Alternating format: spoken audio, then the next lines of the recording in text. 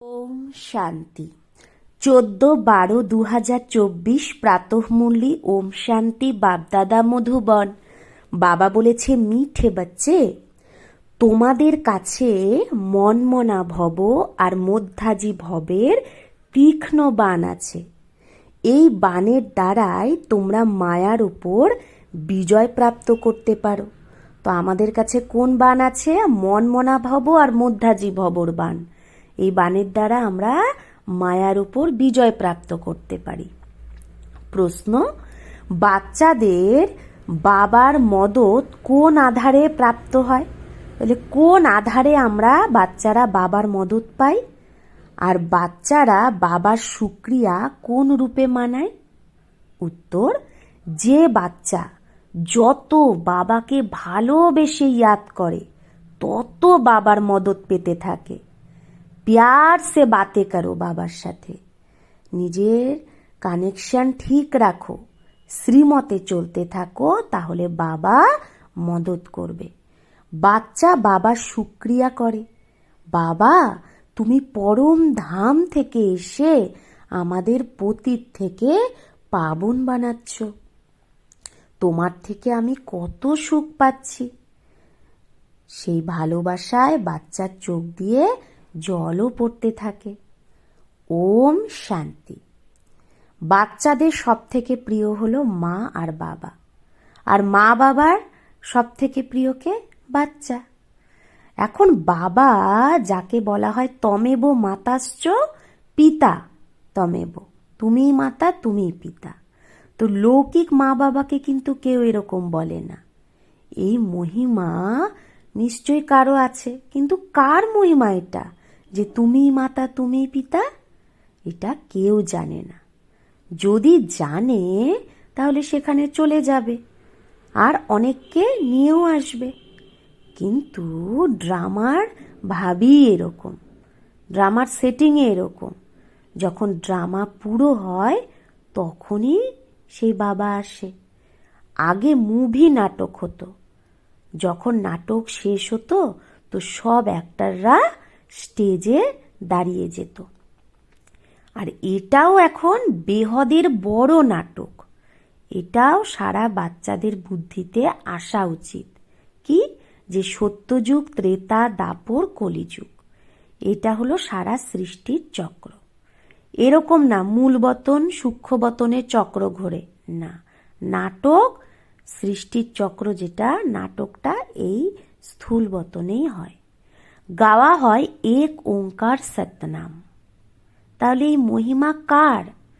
ভালে গ্রন্থে শিখরা মহিমা করে, গুরু নানক বাজ বলে এক ওঙ্কার।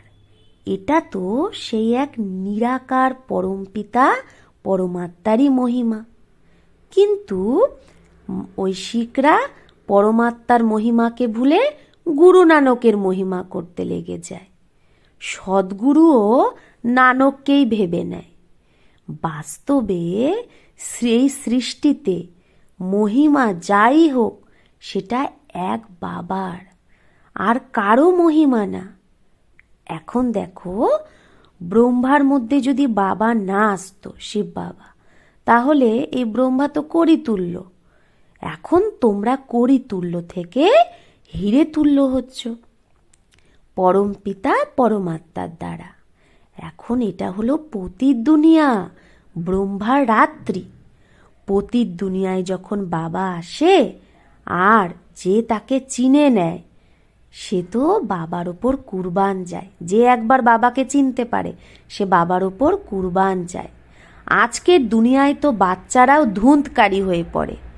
দেবতারা কত ভালো ছিল, এখন সেই দেবতারাই পুনর্জন্ম নিতে নিতে তমপ্রধান হয়ে গেছে। সন্ন্যাসীরাও প্রথমে খুব ভালো ছিল, পবিত্র ছিল, ভারতকে মদত করত। ভারতে কি মদত করত? পবিত্রতার। তো ভারতে যদি পবিত্রতা না থাকতো তো কাম চিতায় জ্বলে যেত। সত্যযুগে কাম কাটারি হয়ই না। এই কলিযুগে সবাই কাম চিতার কাটায় বসে আছে। সত্যযুগে তো এরকম বলবে না, সেখানে এই পয়জন হয়ই না। বলে না, অমৃত ছেড়ে বিষ কেন খাও? ভিখারিদেরই পতিত বলা হয়। আজকাল মানুষ তো দেখো 10-12টা সন্তানও জন্ম দিয়ে দেয়, কোনো নিয়মই নেই। সত্যযুগে যখন সন্তান হয় তো প্রথম থেকেই সাক্ষাৎকার হয়, আগে থেকেই সাক্ষাৎকার হয়। শরীর ছাড়ার আগেই সাক্ষাৎকার হয় যে আমি এই শরীর ছেড়ে গিয়ে ওখানে বাচ্চা হব। और एक बच्चा ही होता है, जास्ती नहीं। হ্যাঁ, সন্তান, পুত্র সন্তান একটাই হয় আর একটা কন্যা সন্তান, বেশি না। ল মুজিব চলতা হে, নিয়ম প্রমাণ চলে। বৃদ্ধি তো অবশ্যই হতে হবে না, কিন্তু সেখানে বিকার হয় না। অনেকে জিজ্ঞেস করে বিকারই যদি না হয় তাহলে কি করে সন্তানের জন্ম হয়? তো বলা উচিত ওখানে যোগ বলের দ্বারা সব কাজ হয়। যোগ বলের দ্বারাই আমরা সৃষ্টির রাজত্ব নিই। এই সৃষ্টির রাজধানী রাজত্ব তো আমরা যোগ বলের দ্বারাই নিই। বাহুবলের দ্বারা সৃষ্টির রাজাই পাওয়া যায় না। বাবা বোঝায় যদি খ্রিস্টানরা আপোষে মিলে যায় তাহলে সারা সৃষ্টির রাজ্য নিতে পারে, কিন্তু আপোষে তারা মিলবেই না, এটা লই নেই। তাই দুটো বিড়াল আপোষে লড়ে আর মাখন তোমরা বাচ্চারা পেয়ে যাও। সবাই আপোষে লড়তে থাকবে, কিন্তু বিশ্বের বাদশাহীর মাখন আমরা পাবো। শ্রীকৃষ্ণের মুখে মাখন দেখায় না, তো এটা কোন মাখন? সৃষ্টিরূপী মাখন। বেহদের বাবা বলে এই যোগ বলের লড়াই শাস্ত্রে গাওয়া আছে, বাহু বলেন না। মানুষ আবার হিংসক লড়াই শাস্ত্রে দেখিয়ে দিয়েছে। তো সেই লড়াইয়ের সাথে আমাদের কোনো সম্বন্ধ নেই। পাণ্ডব কৌরবের লড়াই হয়ইনি। এই যে অনেক ধর্ম 5000 বছর আগেও ছিল, যারা আপোষে লড়ে বিনাশ হয়ে গেছে। অনেক ধর্মের লড়াই হয়ে বিনাশ হয়েছে। পাণ্ডবরা দেবী দেবতা ধর্মে স্থাপনা করেছিল। এটা হলো যোগ বল, যার দ্বারা সৃষ্টির রাজ্য পাওয়া যায়। মায়া জিত জগৎ জিত হয়। সত্যযুগে মায়া রাবণ হয় না। সেখানে থোড়েই রাবণের ভূত বানিয়ে জ্বালাবে। ভূত চিত্র কিরকম কিরকম বানায়, এরকম কোনো দৈত্য বা অসুর হয়ই না। এটাও বোঝে না 5 বিকার স্ত্রীদের আর 5 বিকার পুরুষের। তাকে মিলিয়েই 10 মাথাওয়ালা রাবণ বানিয়ে দিয়েছে। হ্যাঁ, এটা যে 5 বিকার স্ত্রী আর 5 বিকার পুরুষের সেটা বোঝে না, তো 10টা মাথা রাবণের বানিয়ে দিয়েছে। যেরকম বিষ্ণুরও 4 হাত দিয়ে দিয়েছে। তো মানুষ তো এই কমন কথাগুলোকে বোঝেই না, বড় রাবণ বানিয়ে জ্বালাতে থাকে। মোস্ট বিলাভেড বাচ্চাদের এখন বেহদের বাবা বোঝায়। বাবার বাচ্চার প্রতি সদাই ভালোবাসা থাকে, তাই না? তো বাচ্চার মধ্যেও নাম্বারবার পেয়ার থাকে না, যে বাচ্চা ভালো হবে তাকে বেশি ভালোবাসবে। কেউ তো মোস্ট বিলাভেড বাচ্চা হয়, আবার কেউ কম পেয়ারেও হয়। যত সিকিলাধা বাচ্চা হবে তত বেশি ভালোবাসা হবে। বাচ্চা যত ভালো হবে বাবার ভালোবাসাও তত তার উপর হবে। এখানেও যে সার্ভিসে তৎপর থাকে, রেহেম দিল হয়, তাকে বাবারও ভালো লাগে। ভক্তি মার্গে রেহেম মাংতে হে, কৃপা চায়, করুণা চায়। খুদা রেহেম করো, মার্সি অন মি, আমাকে কৃপা করো। কিন্তু ড্রামাকে কেউ জানেই না। যখন খুব তমপ্রধান হয়ে যায় তখনই বাবার প্রোগ্রাম হয় আসার। হ্যাঁ, বাবারও পরমধাম থেকে আসার প্রোগ্রাম কখন হয়? যখন আমরা তমপ্রধান হয়ে যাই। এরকম না ঈশ্বর যেটা চায় সেটাই করতে পারবে, বা যখন চায় তখনই আসতে পারবে না। যদি এইরকমই শক্তি হতো তাহলে এত গালি কেন শেখাবে, বনবাস কেন মিলেছে? এই কথাগুলো খুব গুপ্ত। শ্রীকৃষ্ণকে তো গালি মিল না সকে। তো শ্রীকৃষ্ণ তো তাহলে গালি খেতই না। বলে ভগবান এটা করতে পারে না, কিন্তু বিনাশ তো হবেই।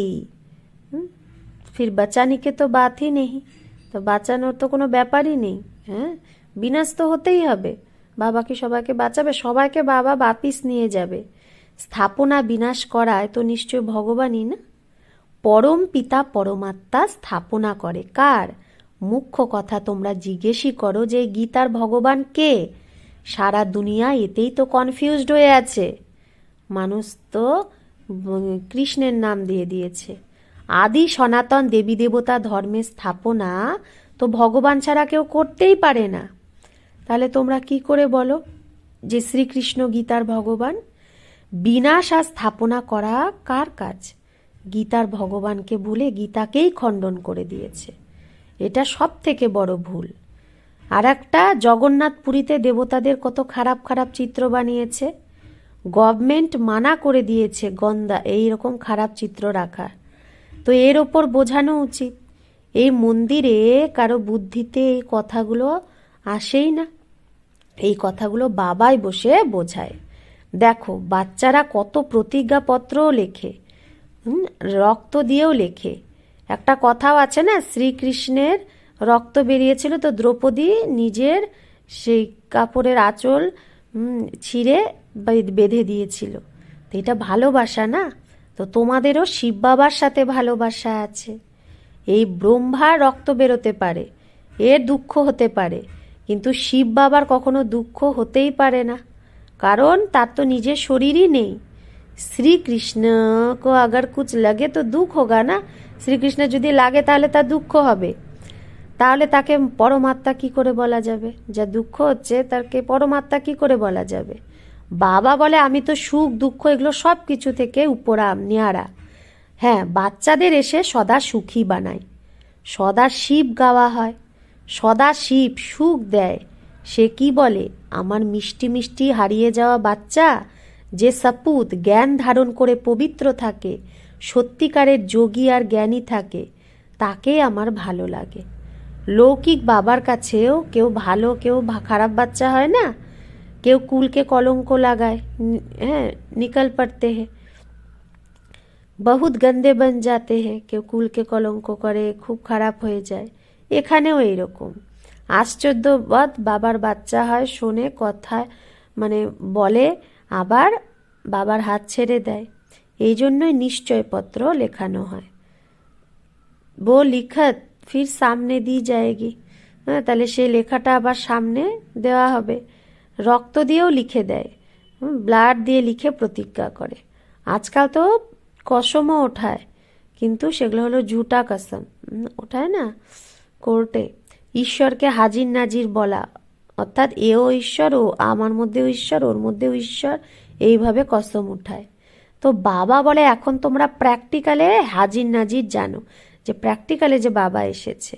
বাবা এই চোখ রূপী জানলা দিয়ে দেখে, মানে ব্রহ্মার চোখ রূপী জানলা দিয়ে দেখে। এটা তো পরের শরীর না, লোনে নিয়েছে। বাবা কিরায়েদার, মকান কো কাম মে লায়া যাতা হয় না, মকানকে কি করে কাজে নিয়ে আসে। তো বাবা বলে আমি এই তন কাজে নিয়ে আসি।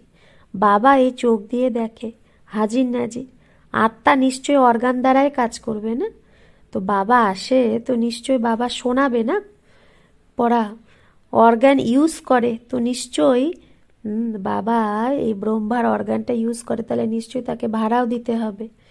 তোমরা বাচ্চারা এই সময় নরককে স্বর্গ বানাও, তোমরা রশনি দাও, জাগ্রত করো সবাইকে। আর তো সবাই কুম্ভকর্ণের নিদ্রায় ঘুমিয়ে আছে, তোমরা মাতারাই জাগাও, স্বর্গের মালিক বানাও।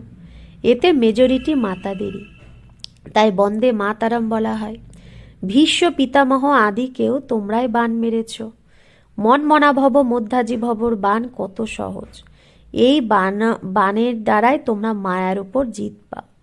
তোমাদের এক বাবার ইয়াদ, এক বাবার শ্রীমতেই চলতে হবে। বাবা তোমাদের এইরকম শ্রেষ্ঠ কর্ম শেখায় যে 21 জন্ম কখনো কর্ম কোটারই দরকার হয় না। তোমরা এভার হেলদি হয়ে যাও। অনেকবার তোমরা স্বর্গের মালিক হয়েছ, রাজ্য নিয়েছ, আবার হারিয়েছ। তোমরা ব্রাহ্মণ কুলভূষণরা হলেই হিরো হিরোইনের পার্ট বাজানো। আমরা হিরো হিরোইন পার্টধারী। ড্রামায় সব থেকে উঁচু পার্ট তোমাদের বাচ্চাদেরই আছে। তো এই রকম উঁচু বানায় যে বাবা, তার সাথে খুব ভালোবাসা থাকা উচিত। বাবা তুমি কামাল করো, না মন না চিত। আমরা থোড়েই জানতাম যে আমরাই নারায়ণ ছিলাম। বাবা বলে তোমরাই তো নারায়ণ অথবা লক্ষ্মী দেবী দেবতা ছিলে, তোমরাই আবার পুনর্জন্ম নিতে নিতে অসুর হয়ে গেছো। এখন আবার পুরুষার্থ করে বর্ষা নাও। যে যত পুরুষার্থ করবে সাক্ষাৎকার হতে থাকবে। রাজযোগ এক বাবাই শিখায়। সত্যিকারের সহজ রাজযোগ তো তোমরা এখনই শিখছো। তোমাদের দায়িত্ব হলো বাবার পরিচয় সবাইকে দেওয়া। সবাই তো নিধনকে হয়ে গেছে। এই কথাগুলো কল্প আগে যারা কোটির মধ্যে কেউ বুঝেছিল তারাই বুঝবে। বাবা বোঝায়। সারা দুনিয়ায় মহান মূর্খ যদি দেখতে চাও তাহলে এখানেই দেখো। বাবা যার থেকে 21 জন্মের বর্ষা পায় তাকেই ছেড়ে দেয়।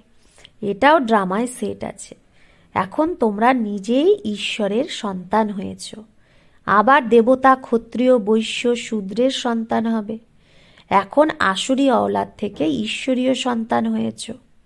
বাবা পরম ধাম থেকে এসে পতিত থেকে পাবন বানায়।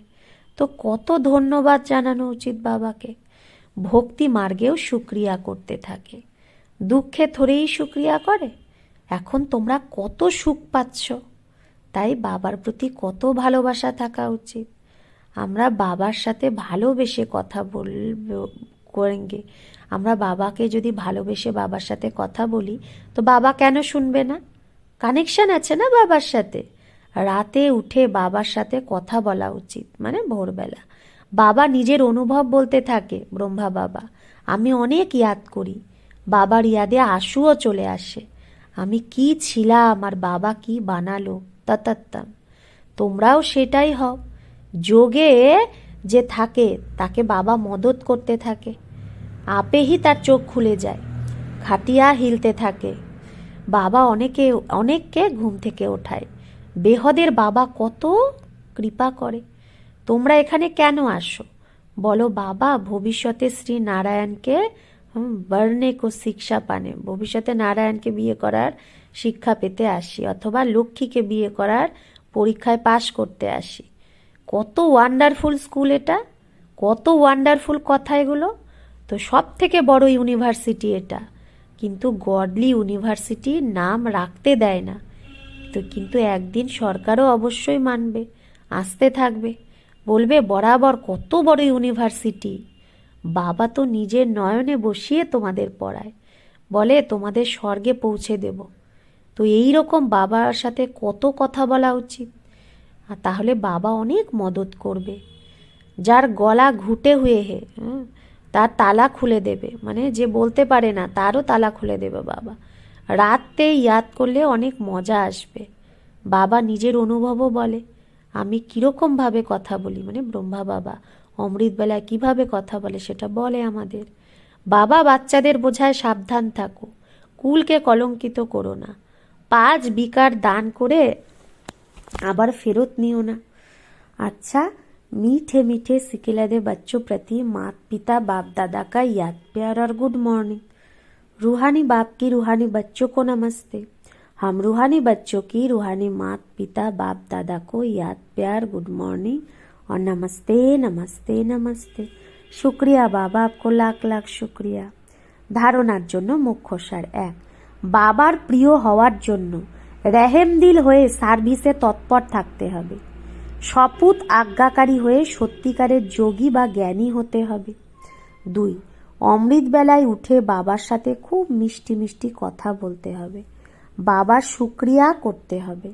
বাবার মদদের অনুভব করার জন্য মোস্ট বিলাভেড বাবাকে খুব ভালোবেসে ইয়াদ করতে হবে, তাহলে মদত পাবে।